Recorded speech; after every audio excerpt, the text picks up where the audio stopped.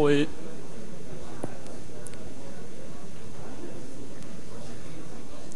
Tá saindo o som? Sai o som? Alô? Oi. Tudo bem, pessoal? Meu nome é David. Eu vou apresentar um pouquinho para vocês sobre o HTML5 e algumas das APIs. Aí, para quem já está vendo, tem um link para quem quiser acompanhar a palestra no seu notebook.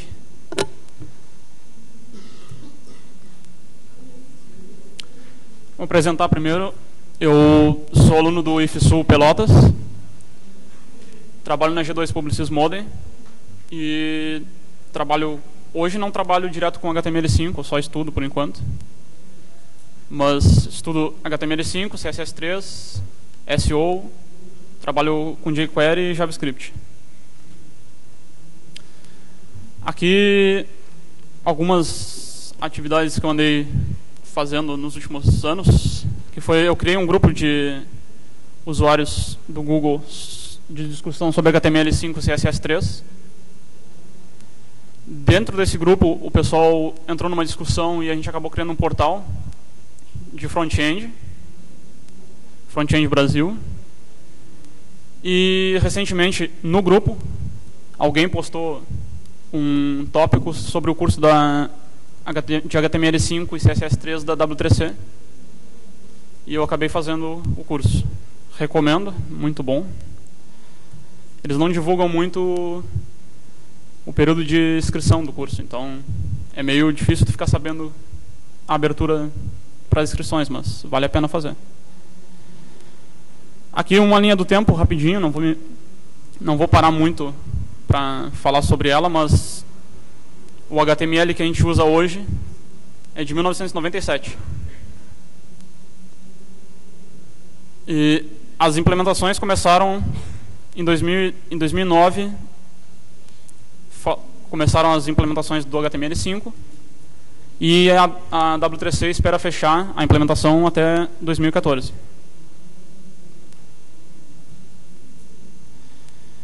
E aqui eu vou mostrar um pouco da história e como ele surgiu, né? Que foi um estudo por volta de 2004, um estudo da Opera sobre as 20 classes mais utilizadas para desenvolvimento. Todo mundo que usava HTML4, eles criaram um robô para varrer mais de 1 milhão de páginas. Eles detectaram que as tags mais usadas eram essas: footer, menu, text, content, header, nav. Aí 2 anos depois, o Google entrou na história. E aí, Google e Opera junto vasculharam as páginas e estudaram as classes que estavam sendo mais usadas e os IDs que estavam sendo mais usados.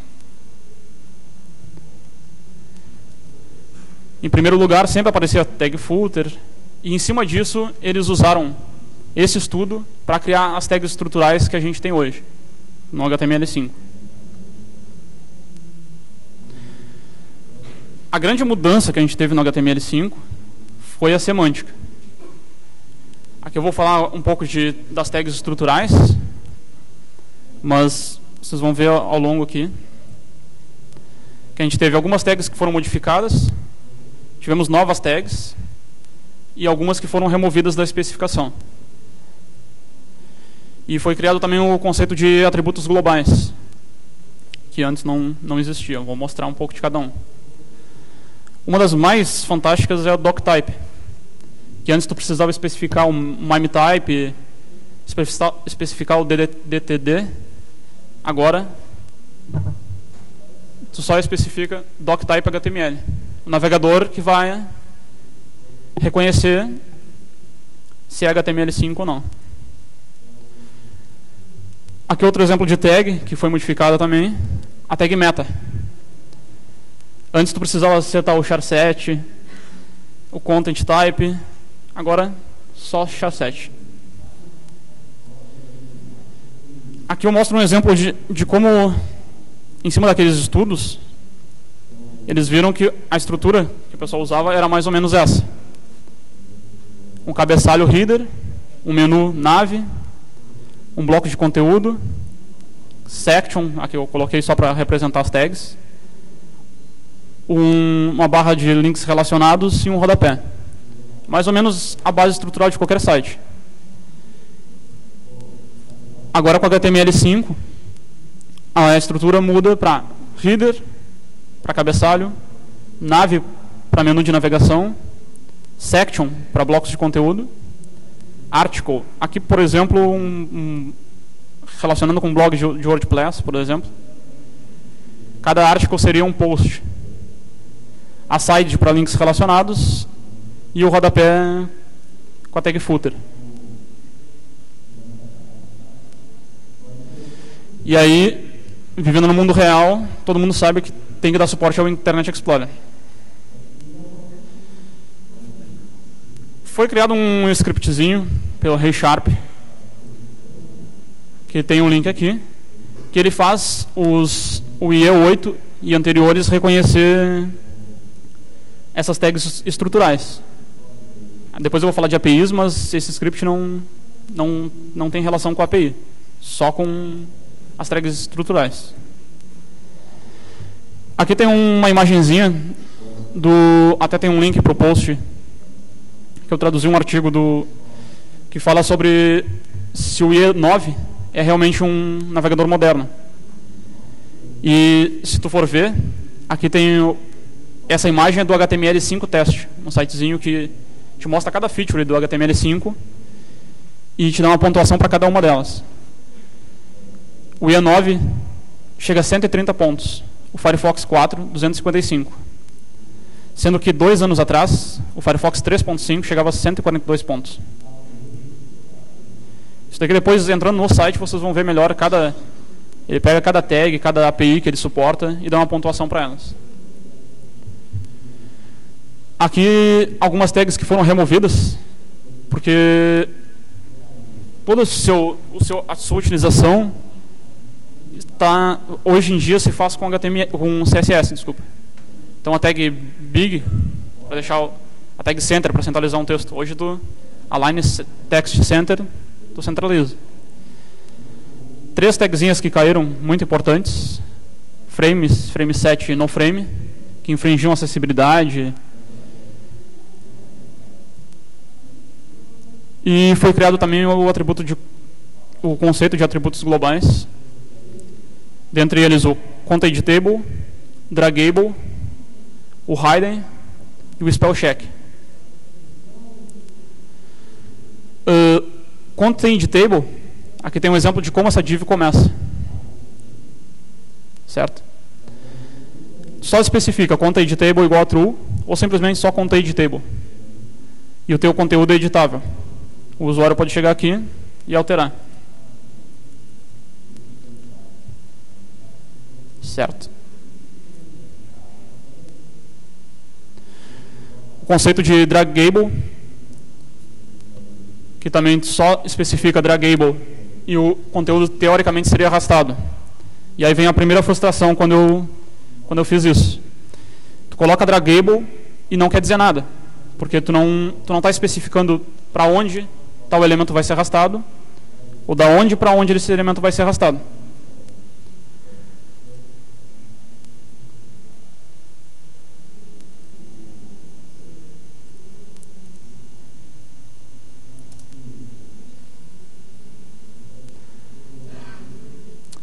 Não, ele funciona no Firefox, desculpa.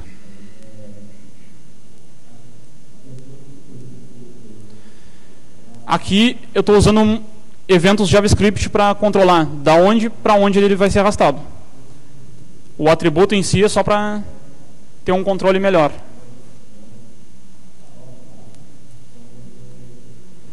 O atributo hidden, esse aqui vale a pena mostrar.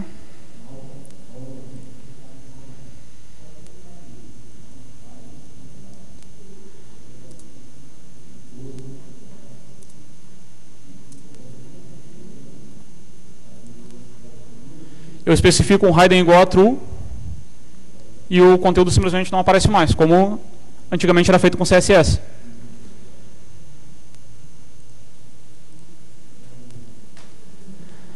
O atributo spell check para verificar a ortografia. Aqui ele está pegando que todo o meu conteúdo em português está errado.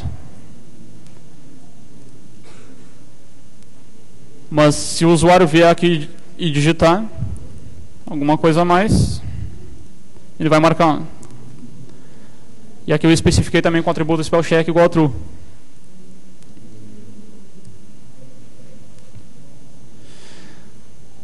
De HTML5, parte estrutural, era isso mais ou menos a palestra. Agora eu vou entrar na parte das novas APIs, que é importante saber que o HTML5 não é mais só a linguagem de marcação. Tu não vai mais trabalhar só com tags. Toda a parte de APIs são JavaScripts que tu vai controlar eventos. Agora eu vou mostrar cada uma delas aqui. Vou mostrar geolocalização, formulários, canvas, as APIs de multimídia, de áudio e vídeo, web storage e aplicações offline. Começar com geolocalização. Espero que funcione. Aqui ele sempre vai te pedir para tu autorizar que tu quer ser localizado. Aqui eu vou compartilhar minha localização.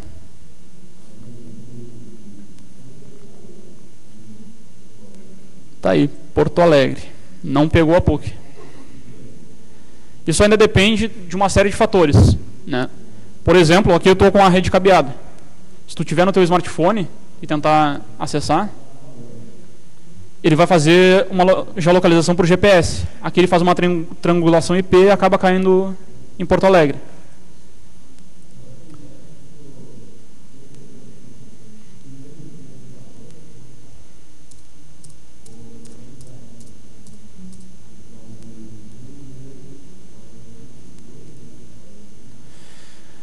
E o que muda, né? Tu vai ter... Aqui, deixa eu mostrar.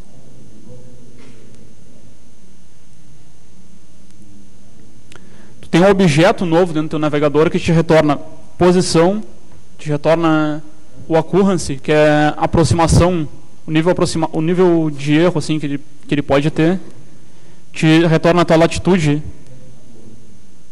e tua longitude.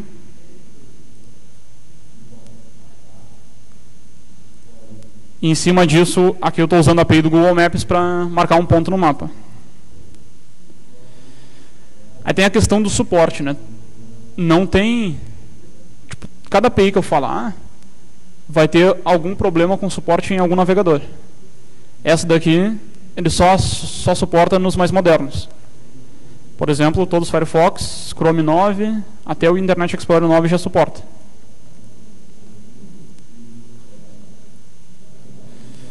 A API de formulários, que é a mais fantástica. Teve uma modificação em formulários muito grande. Vamos apresentar aqui. Detalhe, a API de formulários não está sendo suportada por todos os browsers. Lá no final eu vou mostrar o suporte. Mas quem implementa 100% hoje é o Opera. Aí aqui eu estou demonstrando no Opera.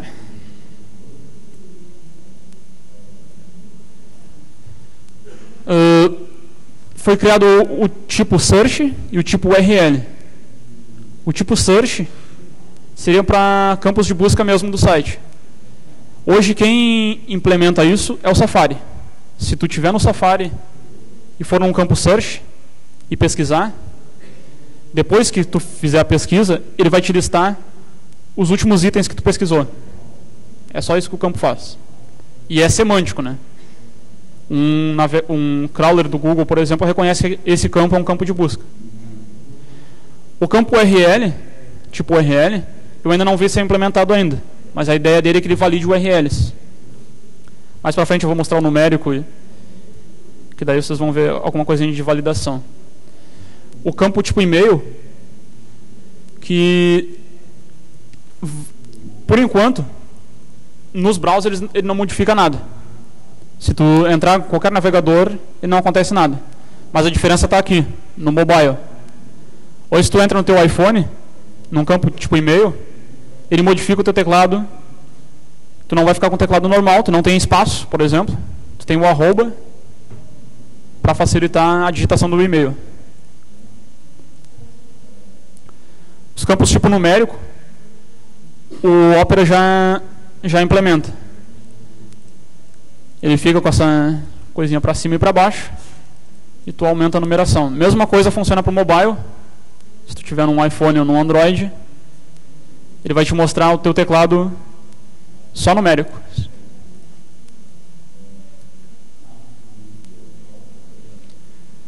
O tipo telefone, que mesma coisa, os browsers ainda não implementam, só os mobiles. Então, se tu entrar no mobile, tu vai ter uma carinha diferenciada, só com os números telefônicos. Esse aqui é legal, tipo Color, que ele gera uma paleta de cores para ti. Então, o Opera, por enquanto, está fazendo isso. O Chrome não faz, o Firefox também não. Então, só... E a ideia é que tu pode vir aqui em outras, ainda selecionar a cor no RGB que tu quiser.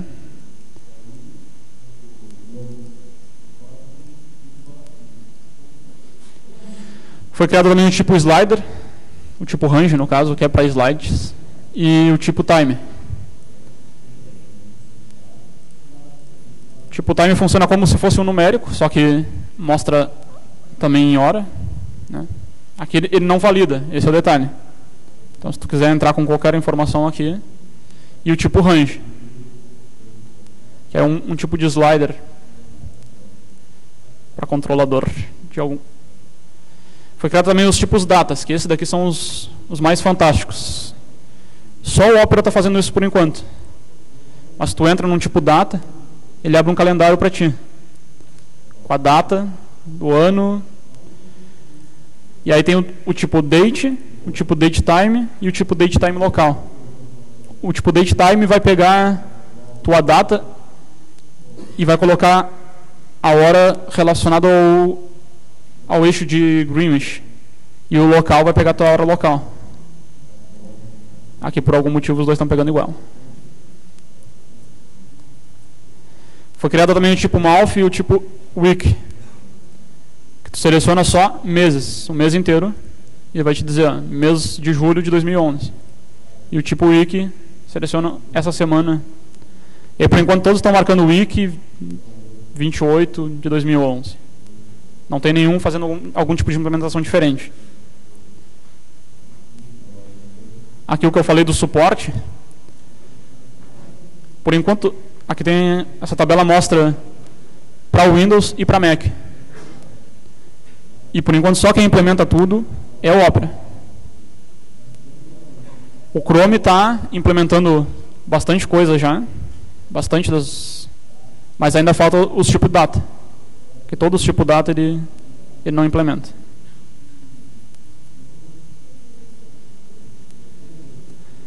Foi criado também novos atributos para campos de formulário, que é, por exemplo, o autofocus. Hoje tu entra na home do Google, ele te dá um foco para o campo para te digitar a pesquisa, né? Ele utiliza um autofocus. Deixa eu sair. Não.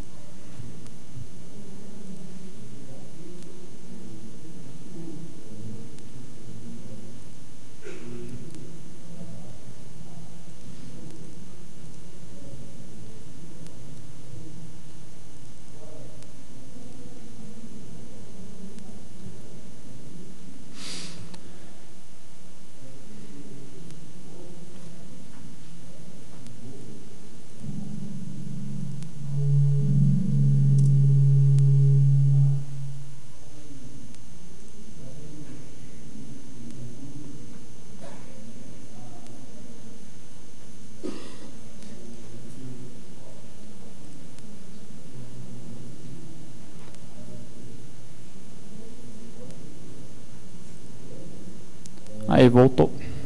Vamos ver se vai passar. Foi criado também o placeholder.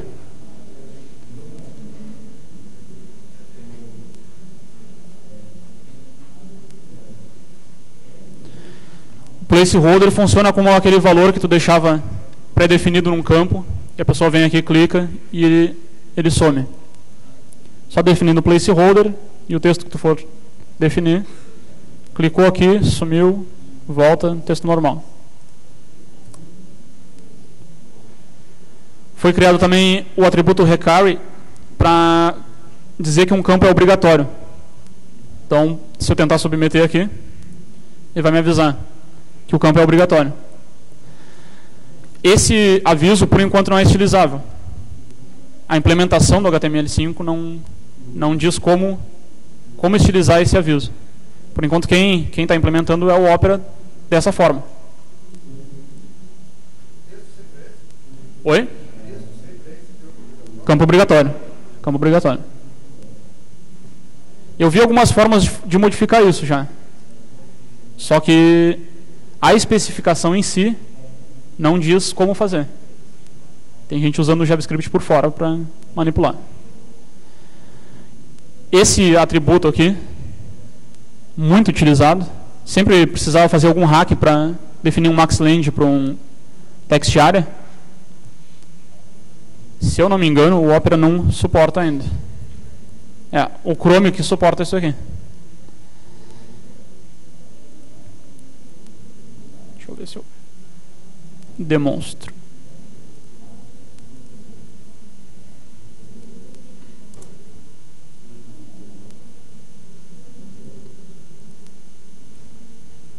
Aí, ó, definiu o maxLand 10. E aí o detalhe, só o Chrome está suportando isso por enquanto.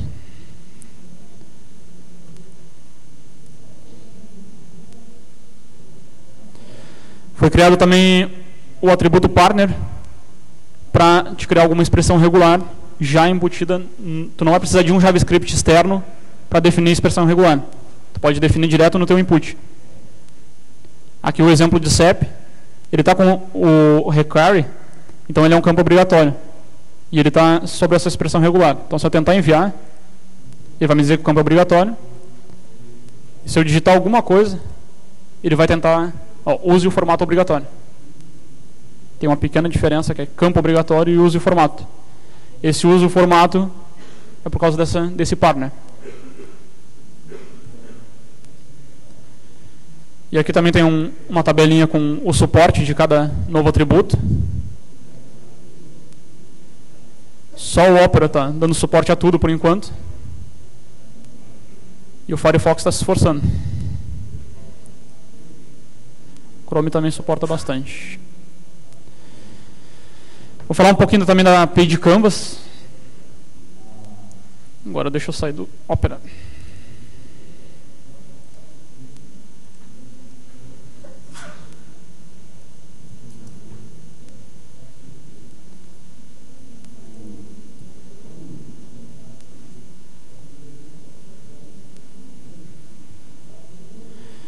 A API Canvas foi criada para que tu pudesse desenhar gráficos 2D sem utilização de um plugin externo. Hoje tu define a tag Canvas com ID e um tamanho. E tu pode ainda ter um conteúdo como fallback, para um retorno se tu quiser que apareça alguma coisa avisando o usuário, ele não tem suporte, ele está usando um IE8 da vida e não tem suporte ao Canvas. Acho que o IE7 não suporta Canvas. E aí tem uma observaçãozinha aqui que é interessante, que a tag não faz nada. Essa tag é um bloco de conteúdo. Se tu definir o tamanho, ela vai aparecer um bloco de conteúdo branco na tua tela. E aí, com o uso do JavaScript, tu vai poder desenhar, que tem um exemplo de uma animação rolando, usando o Canvas. Deixa eu mostrar o código disso.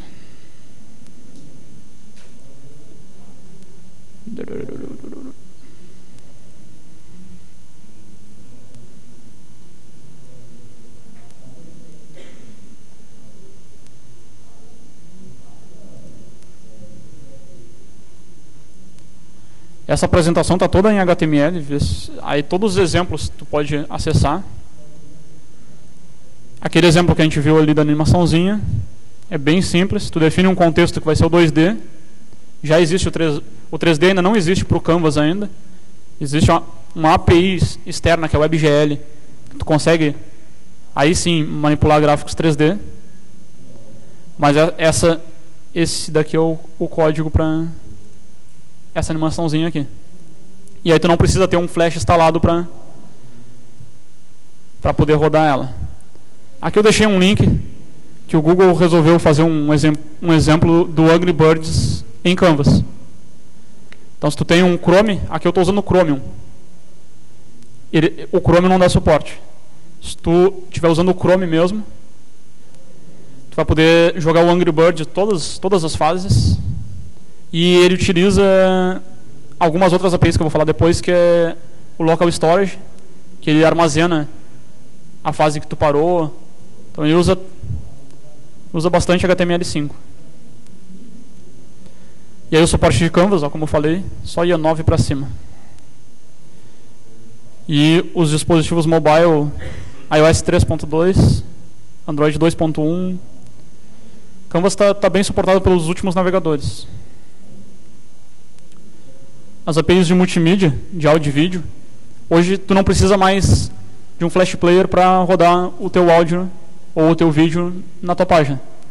Tu pode definir direto a tag áudio. E aí, aqui tem um atributo controles, que vai aparecer os controles de play e pause.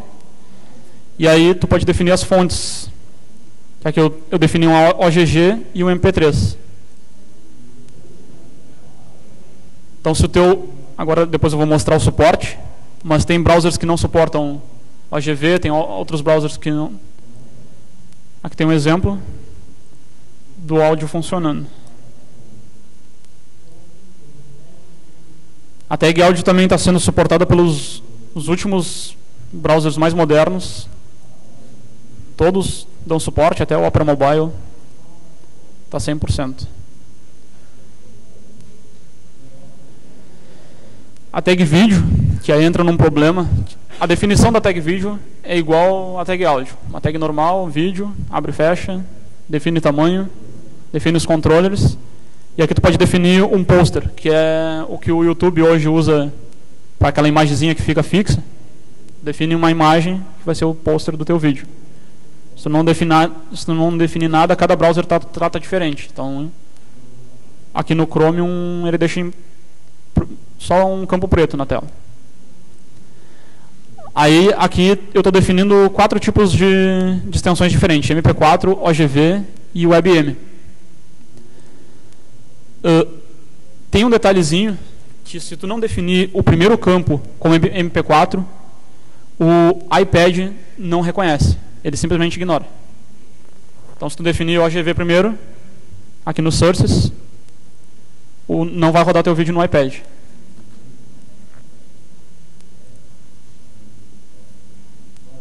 Aqui tem um exemplo da tag vídeo rolando.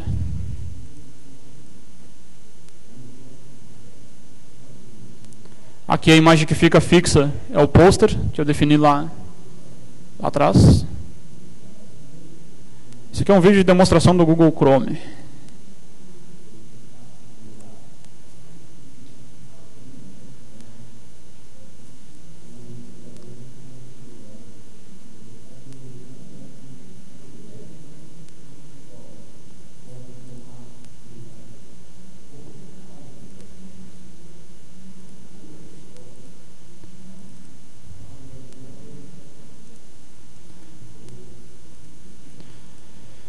Aqui o suporte da tag vídeo.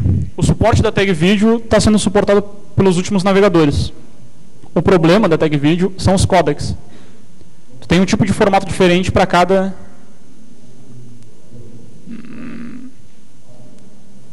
Tá pesadinho.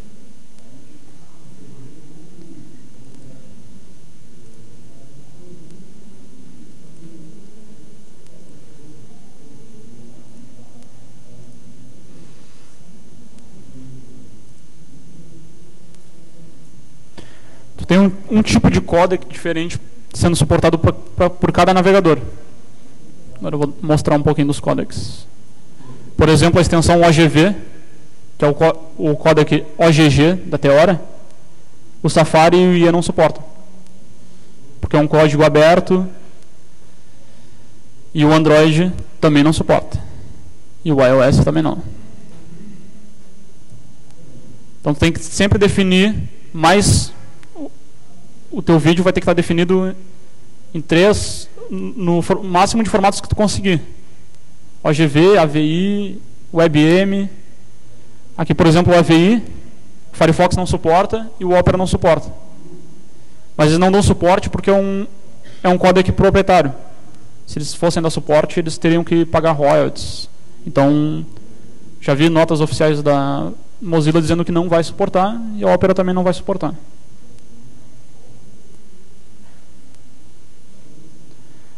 O WebM foi um códec criado há pouco, não foi criado pelo Google, o Google comprou a empresa, mas hoje é do Google, o Google está dando suporte.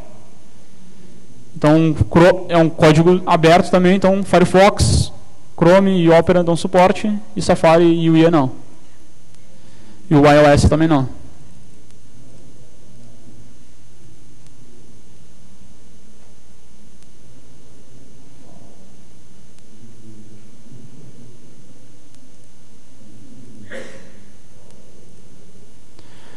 A API de Web Storage é a API para armazenamento local.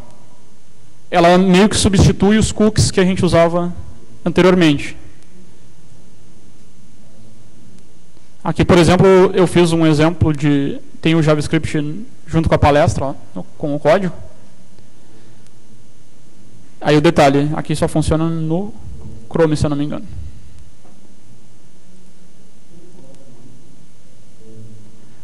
Mas ele tem dois tipos, o Local Storage e o Session Storage, que é para sessão, fechou o navegador, morreu os dados, e o Local Storage fica armazenado, tu define o tempo, mesmo igual como tu usava nos cookies. A diferença é que os cookies armazenavam 4K, 5K, com o Local Storage tu vai poder armazenar até 5 MB. Então, para aplicações, hoje em dia, se tu entra com o teu smartphone e vai mandar um e-mail, tu só manda um e-mail, a hora que ele, depois eu vou mostrar a API de offline, ele verifica se está offline, ele armazena aquilo, ele verifica se está offline, vai armazenar para ti, e a hora que tu voltar a ficar online, ele envia para ti automático.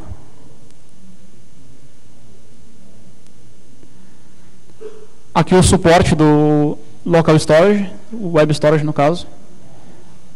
A partir do IE8 já suporta, então os navegadores mais modernos e o IE8.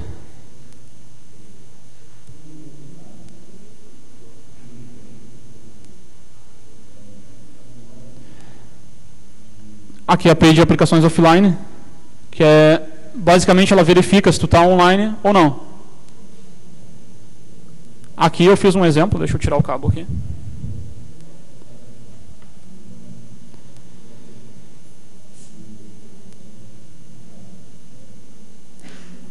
E não funcionou.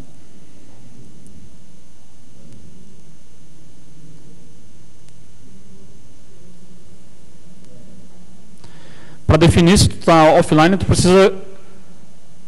precisa definir todos os arquivos que a tua aplicação vai usar offline. Então aqui eu criei um arquivo offline.manifest, tu define na tag HTML.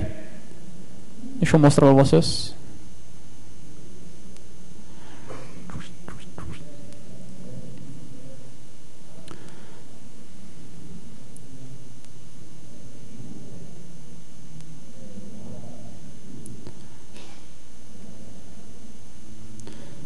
Tá aqui.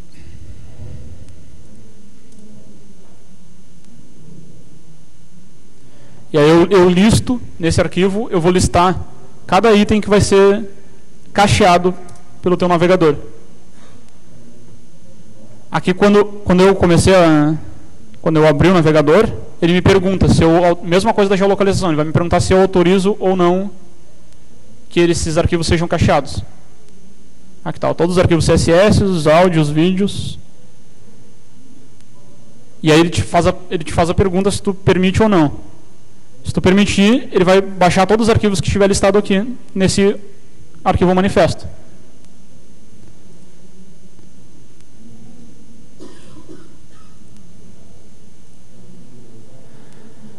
Aqui tem um exemplo, se tu entrar no Firefox ou no Chrome, der um about cache, ele vai te mostrar todos os arquivos que estão cacheados. Então, aqui é o URL do site, que eu hospedei ali a apresentação. Ó, tem uma imagem, tem todos os arquivos que eu estou usando aqui estão offline. Então, eu tirei o cabo aqui e sigo usando a apresentação normal. E a apresentação está lá na URL do site. Como eu mostrei ali, os arquivos ficam nessa... Só preciso definir no cabeçalho desse arquivo manifesto um cache manifest e listar todos os seus arquivos.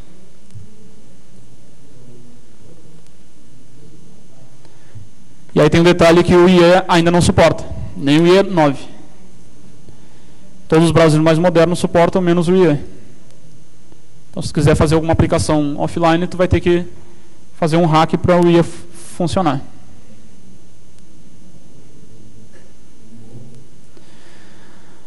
De APIs que eu preparei para a apresentação era isso. Eu preparei aqui uns mais tags, que foram criadas 28 novas tags até agora. E algumas valem só menção honrosa, assim, mas ainda não estão sendo implementadas por todos os browsers, ainda não tem uma especificação oficial da W3C. Mas uma que o pessoal já está usando bastante hoje em dia é a tag figure.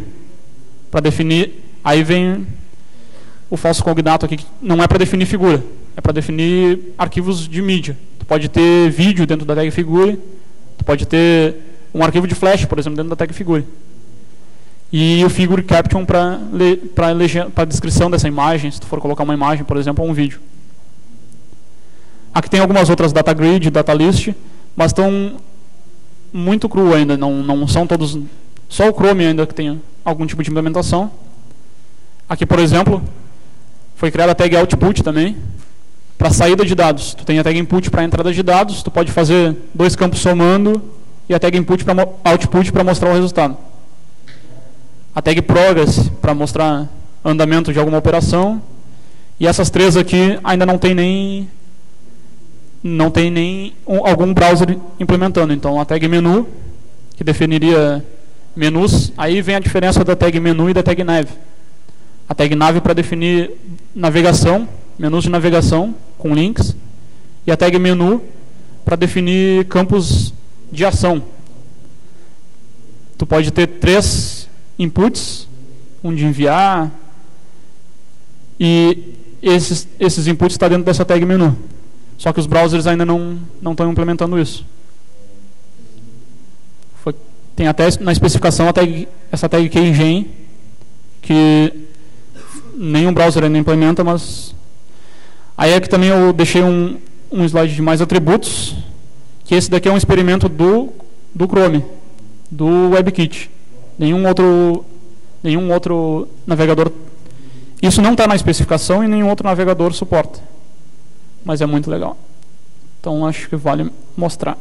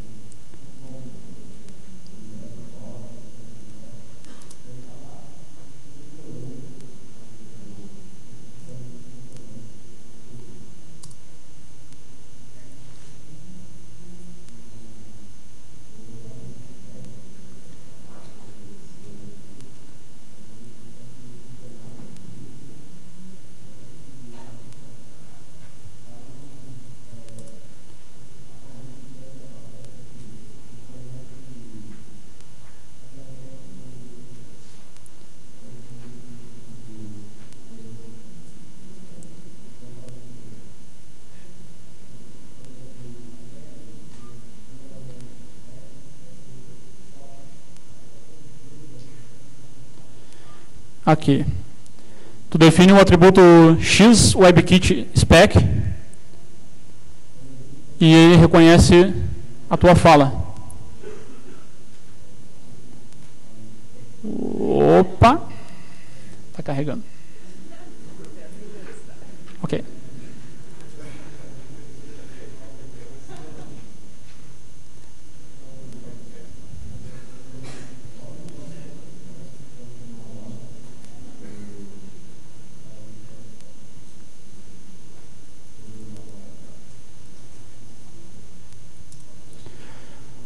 Hoje, nos smartphones, esse atributo já está funcionando.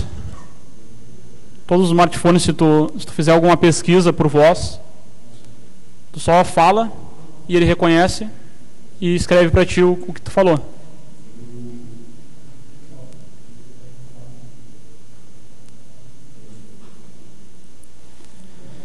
Bom, não vou demonstrar isso que está demorando muito. E aqui, por último, eu não falei de todas as APIs. Existe também a Cross Document, WebWorks, WebSockets, WebGL para gráficos 3D, API de notificação, o Gmail já usa ela.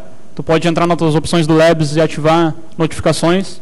Se tu tiver no Chrome, ele vai te avisar quando chega um novo e-mail. API de arquivos, que tu vai poder controlar. Tu vai poder controlar a manipulação. O Gmail também já faz isso. Manipulação do teu arquivo que está no desktop. Tu envia ele para o navegador só arrastando. API de Device Orientation, que essa também está muito crua para dispositivos mobiles, para reconhecer o acelerômetro. E algumas APIs também que eu descobri lá no curso da W3C. API de Stream está sendo produzido, ainda não tem nada, nenhum navegador também dando suporte. API Device para controlar o webcam e microfone do usuário. API Touchscreen também para dispositivos mobiles, que seria quando ele arrastou para cima, quando ele arrastou para baixo. E aqui eu deixo uma série de links para o pessoal poder acessar para começar a trabalhar alguma coisa com HTML5, alguns links de referências, que é o HTML5 Rocks, o Can I Use, que te mostra suporte. Tu pode entrar com o teu navegador e ver o próprio HTML5 teste que eu mostrei lá no início. Alguns links de documentação, a própria documentação da WebWG, e algumas ferramentas. As duas mais importantes aqui, se tu for fazer algum sitezinho em HTML5, Modernize e Boilerplate. Vale a pena estudar esses dois. Modernize, tu testa suporte das APIs, testa suporte de features do HTML5. Tu pode... Aqui, para geolocalização, eu fiz um teste usando o Modernize, que eu faço um if, se ele suporta a geolocalização, aí ele busca o mapa. Por exemplo, aqui, ó, if Modernize Geolocation. Se ele suporta, ele gera um mapa para mim. Se não, ele me dá um alert na tela, um console log, dizendo que o navegador não suporta. O Boilerplate, que é um template para desenvolver em HTML5. Ele já te dá toda a estrutura de suporte para Internet Explorer, por exemplo. Vale a pena dar uma olhada. E alguns links de livros. O primeiro aqui é muito bom. O segundo também é um pouco mais aprofundado, para o HTML5. E do mais era isso. Abro para perguntas agora. Aí está aí o meu e-mail, o Twitter, o link do grupo e do portal. Obrigado.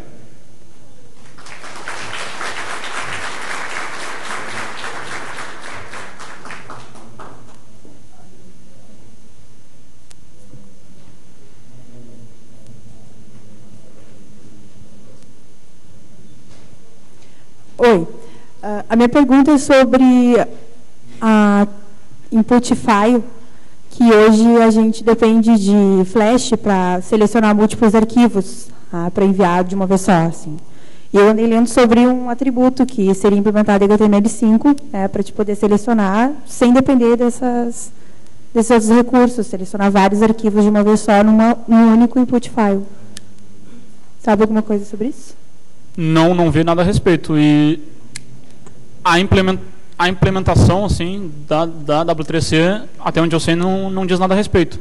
Até assim, esse curso que eu fiz na W3C foi muito teórico, de dizer o que está sendo implementado pelos browsers e o que a W3C está recomendando usar. Então, isso eles não tocaram no assunto. Mais alguém? Então, me parece que a gente vai passar a vida toda se preocupando com as versões anteriores dos navegadores e principalmente o adorável Internet Explorer. Com certeza. Me parece que a coisa está acontecendo ainda. O que tu sugere, assim, a gente sai metendo a cara e o que não for compatível vamos utilizando hacks e métodos alternativos, ou sentamos, rezamos, vamos fazendo brincadeirinhas com HTML5 e esperamos.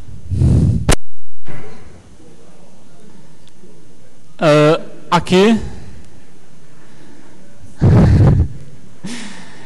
eu deixo o link aqui do boilerplate, que é o template para ele reconhece as tags principais, e esse linkzinho aqui que liga para o Polyfish, que é um GitHub onde o pessoal está colocando todos os hacks. Então aqui tu pode ver. Tem hack. Só deixa eu terminar aqui. O hack para SVG, por exemplo, para suporte a SVG, para suporte a Canvas, para suporte ao WebGL. Ou seja, tu vai ter que estar sempre usando hacks para, se tu for desenvolver, se teu cliente pede que desenvolva para IA, que todos pedem, tu vai ter que estar sempre dando suporte. Aqui tem esse Media Element que é muito interessante para te dar suporte a tag vídeo em N browsers e já com legenda, muito interessante dar uma olhada. Mas tu vai ter que sempre dar suporte e sempre... É graças a ele que a gente coloca os prazos lá em cima, querendo ou não. Mas não adianta, tu vai ter que estar sempre fazendo hack, não tem saída. Quem ia perguntar?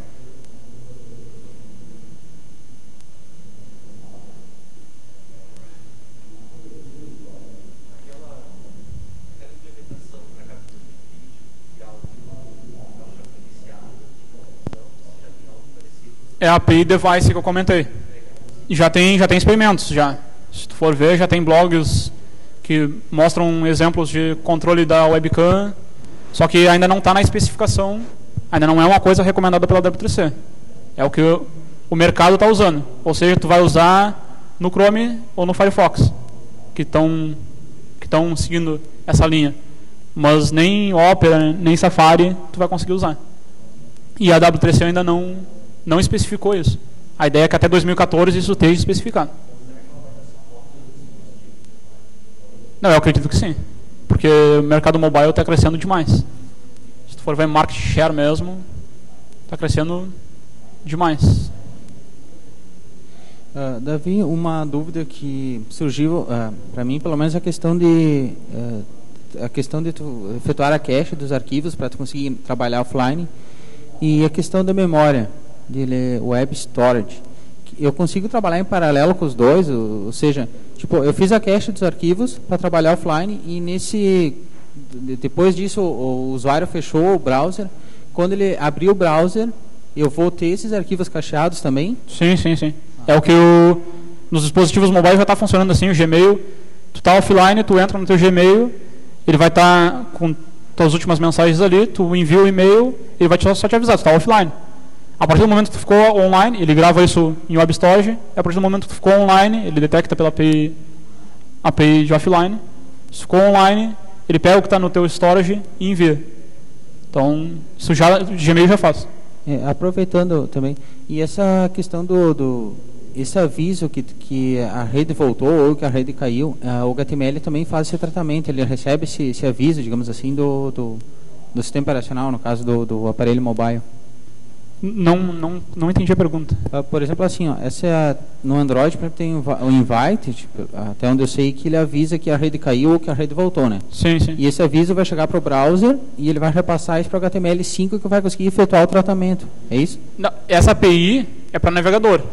Então tu não vai ter o aviso no teu smartphone, tu vai ter o aviso no teu navegador. Então se tu está na tua aplicação, teu site, ali tu faz o teu aviso, não no teu smartphone. Aí tu vai ter que fazer algo com Android. Mais alguém? Se, por exemplo, na questão dos formulários, tu vai ter um campo do tipo time. Para compatibilidade com outros navegadores mais antigos, sem querer usar JavaScript, tu pode querer colocar o MaxLength 5. Isso seria válido? Seria validado num validador HTML? Cara, muito baixo, eu não consegui ouvir. Desculpa. Se tu tem um campo, por exemplo, do tipo time, por questão de compatibilidade com browsers mais antigos, tu queria colocar o atributo MaxLength 5. Isso seria validado num validador HTML5? Não, aí tu tá pensando no MaxLang. Sim, o MaxLang no TextArea, a partir do HTML5, vai ser validado. Já é uma recomendação da W3C. Não, eu estou falando quando tu tem usando o input type time, tu bota o MaxLang para manter essa, que é uma propriedade padrão do time, né? Mas tu vai querer colocar isso para ele ser atribuído em browsers antigos, como se fosse um type text. Não, todos esses campos de formulário que eu mostrei, se tu tiver em qualquer browser que não suporte o tipo number, o tipo qualquer tipo que não suporte, ele reconhece como tipo text. Sim, mas como, por exemplo, ele já tem o atributo MaxLength por padrão pelo HTML5. Sim. Se tu tem um browser que não suporta HTML5 e tu colocar o atributo MaxLength, por exemplo, se tu for validar ele para um validador W3C, ele vai ser válido com esse atributo? Pois é, não sei te dizer, tem que dar uma olhada. Tá. Acabou? Então tá, era isso, obrigado.